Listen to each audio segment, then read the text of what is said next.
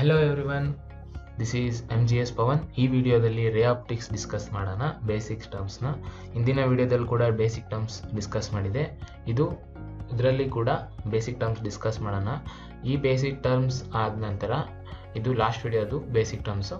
So ಈ video ಆದ ನಂತರ ನಾವು ಡೈರೆಕ್ಟಾಗಿ ಡಿರೈವೇಷನ್ನು, ಅದೇ ರೀತಿ ಅದರ ರಿಲೇಟೆಡ್ ಕಾನ್ಸೆಪ್ಟ್ಗೆ, ನಂತರ ಪ್ರಾಬ್ಲಮ್ಸ್ಗೆ ಹೋಗೋಣ.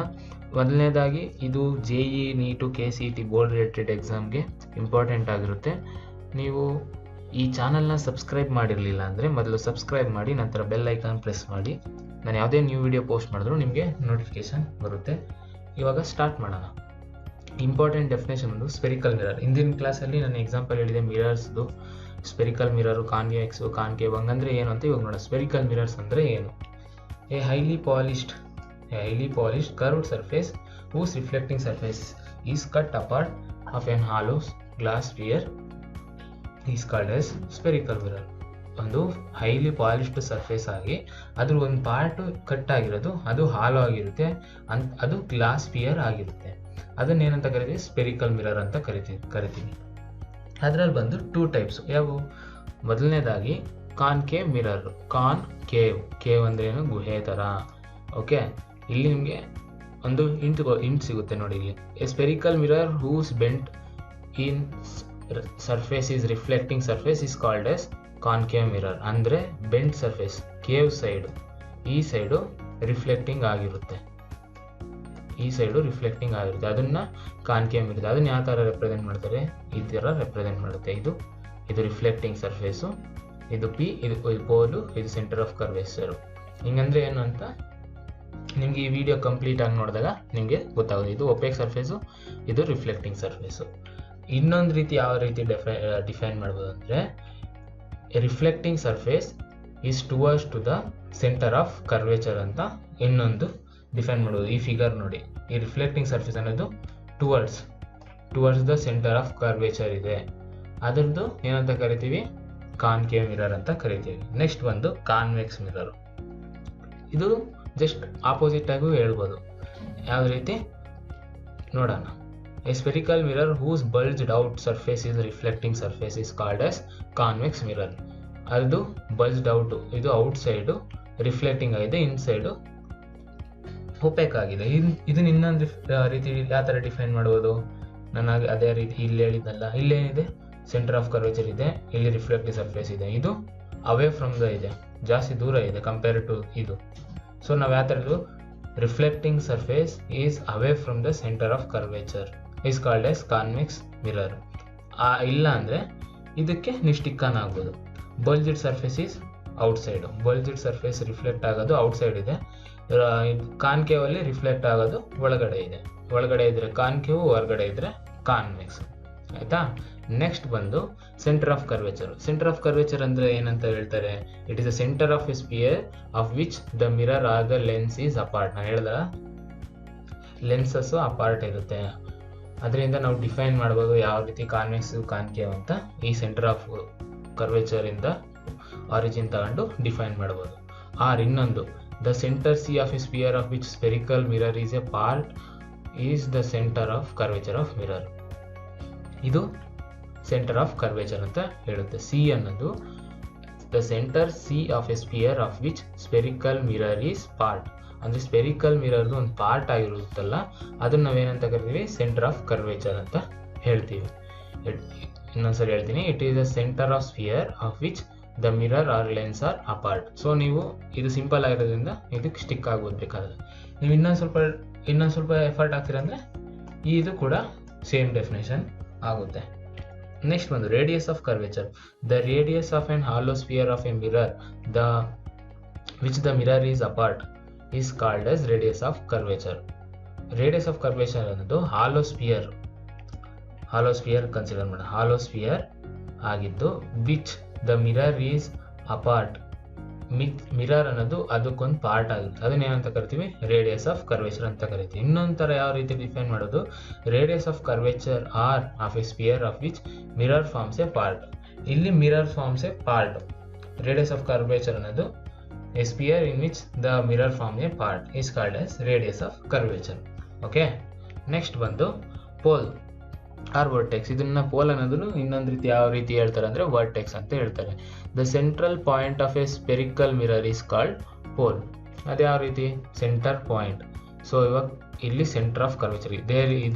ಇದು ಎಕ್ಸ್ಟೆಂಡ್ ಮಾಡಿದಾಗ ಈ ಪಾಯಿಂಟ್ ಮೀಟ್ ಆಗುತ್ತಲ್ಲ, ಈ ಪಾಯಿಂಟ್ ಏನಂತ ಕರೀತಾರೆ? ಪೋಲ್ ಅಂತ ಕರೀತೀವಿ. Central point of a spherical mirror.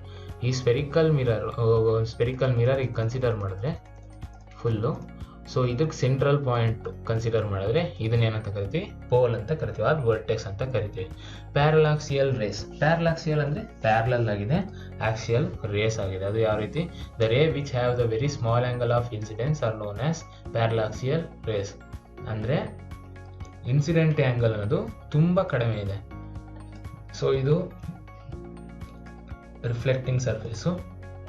ಈ ಆ್ಯಂಗಲ್ ನಾರ್ಮಲ್ ಅಂತ ತಾನೇ ಇದನ್ನು ಕನ್ಸಿಡರ್ ಮಾಡೋದು.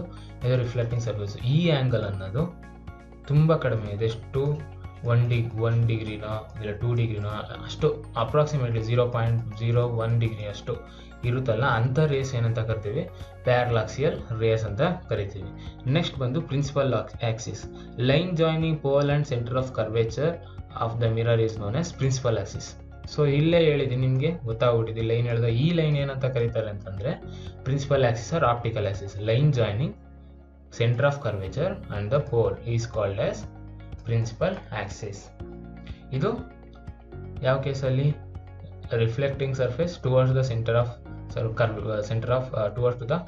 Of curvature.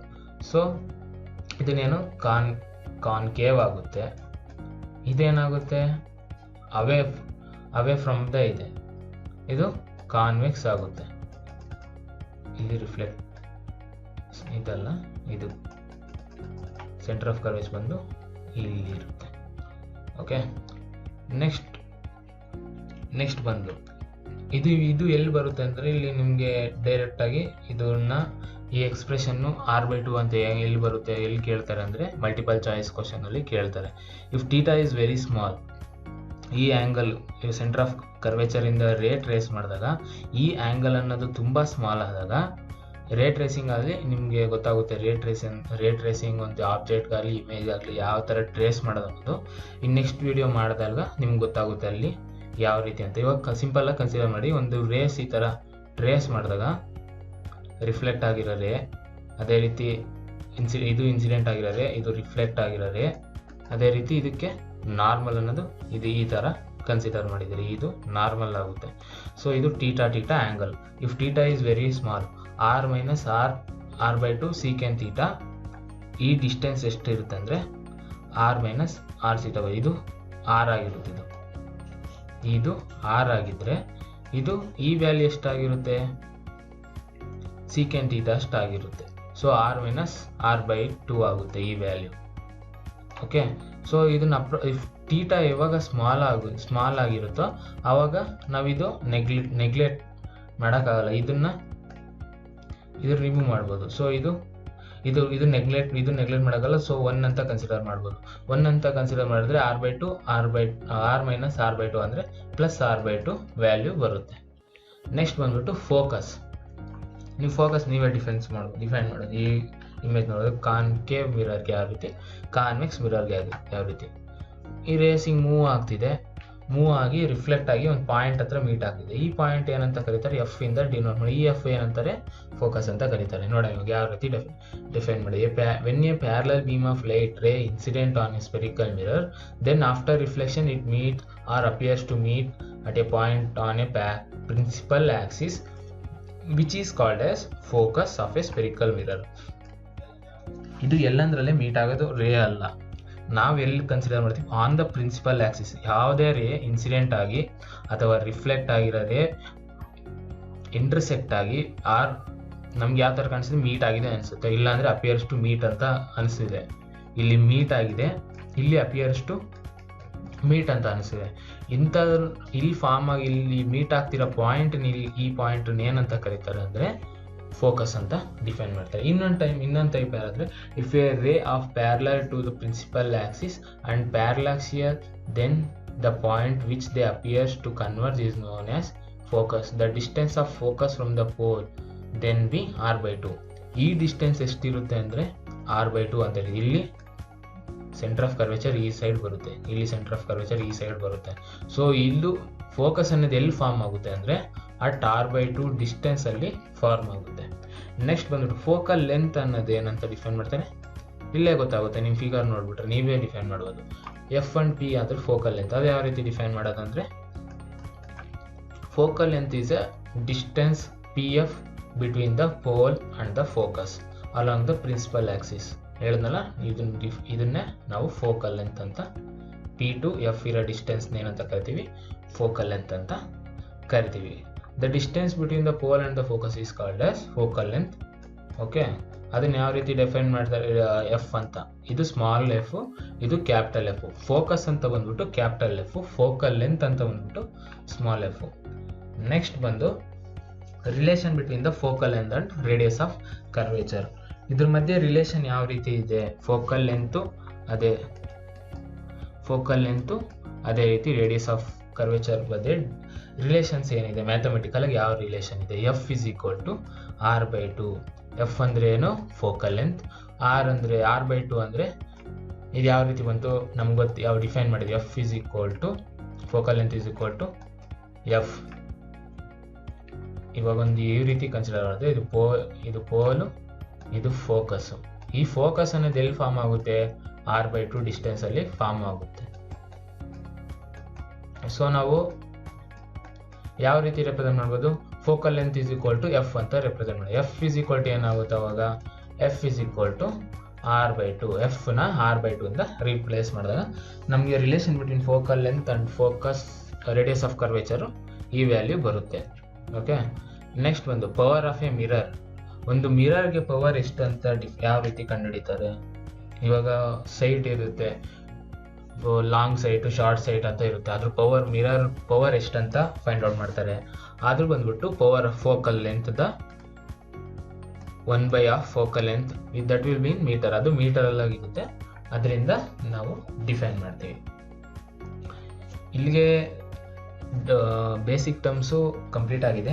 ನೆಕ್ಸ್ಟ್ ಇನ್ನು ಸ್ವಲ್ಪ ಬೇಸಿಕ್ ಟರ್ಮ್ಸು ಅಲ್ಲಿ ನಾನು ಕಾನ್ಸೆಪ್ಟ್ ಡಿಸ್ಕಸ್ ಮಾಡ್ತೀನೋ ಆ ಟೈಮಲ್ಲಿ ಇನ್ನುಳಿದ ಬೇಸಿಕ್ ಟರ್ಮ್ಸು ಅಲ್ಲಿ ಎಕ್ಸ್ಪ್ಲೈನ್ ಮಾಡ್ತೀನಿ. ಅದೇ ರೀತಿ ಅದ್ರ ರಿಲೇಟೆಡ್ ಕಾನ್ಸೆಪ್ಟು ಹೇಳ್ತೀನಿ ಯಾವ ರೀತಿ ಅಂತ. ಸಿಂಪಲ್ ಆಗಿರೋ ಡಿರೈವ್ ಮಾಡ್ತೀನಿ. So thank you for watching. ನಿಮ್ಗೆ ಈ ವಿಡಿಯೋ ಇಷ್ಟ ಆಗಿದ್ರೆ ಲೈಕ್ ಮಾಡಿ, ಅದೇ ರೀತಿ ನಿಮ್ಮ ಫ್ರೆಂಡ್ಸ್ ಜೊತೆ ಎಲ್ಲ ಶೇರ್ ಮಾಡಿ, ಸಬ್ಸ್ಕ್ರೈಬ್ ಮತ್ತು ಲೈಕ್ ಮಾಡೋದು, ಕಮೆಂಟ್ ಮಾಡಿ ನಿಮ್ಗೆ ಏನಾರ ಡೌಟ್ ಇದ್ದರೆ.